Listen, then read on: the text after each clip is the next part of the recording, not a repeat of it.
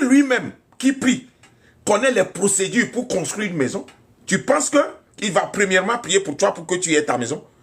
Impossible. On ne demande pas à n'importe qui d'imposer la main. Ce n'est pas seulement avec le titre qu'il faut considérer. Ce n'est pas seulement le titre pastoral ou bien le titre de la prophétie qu'il faut considérer. Il faut voir la personne, si lui-même il a la capacité, ou bien s'il possède ce que toi tu veux, c'est en ce moment que tu vas l'approcher. C'est vrai, hein? Sinon, vous, certaines personnes-là, la Bible a interdit de ne pas permettre à n'importe qui d'imposer la main sur la tête. Mais vous-même, là, vous faites des erreurs.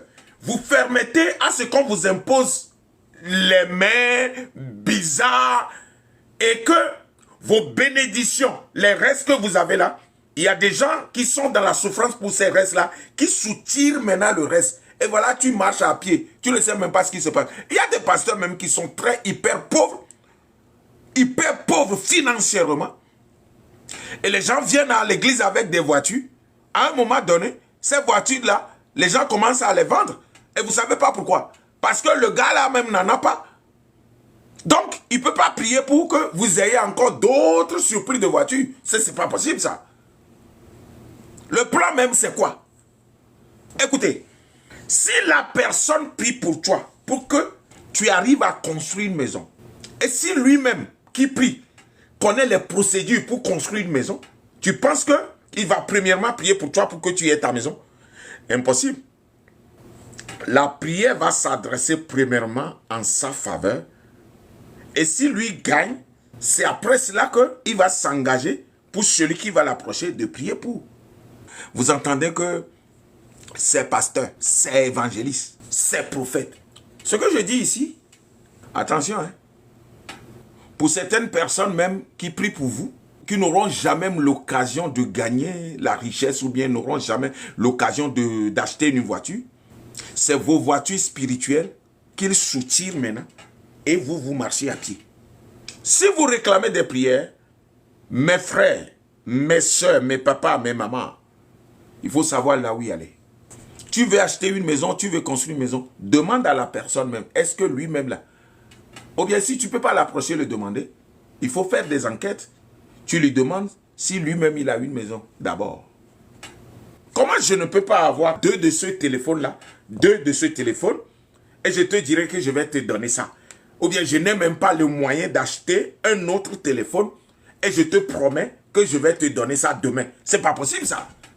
Vous allez me dire que la prière n'est pas répondue par les êtres humains, que c'est Dieu qui le fait. Ça dépend de la connexion. Si ça dépend de la connexion, la personne même qui est connectée avec l'Éternel, pourquoi lui-même, il ne va pas demander à l'Éternel pour que le Dieu Tout-Puissant lui donne? Un appelé n'a pas le droit, hein, même de sauter de la hauteur de certains mètres avant de trouver quoi manger, quoi conduire, quoi vêtir et là où dormir. Impossible.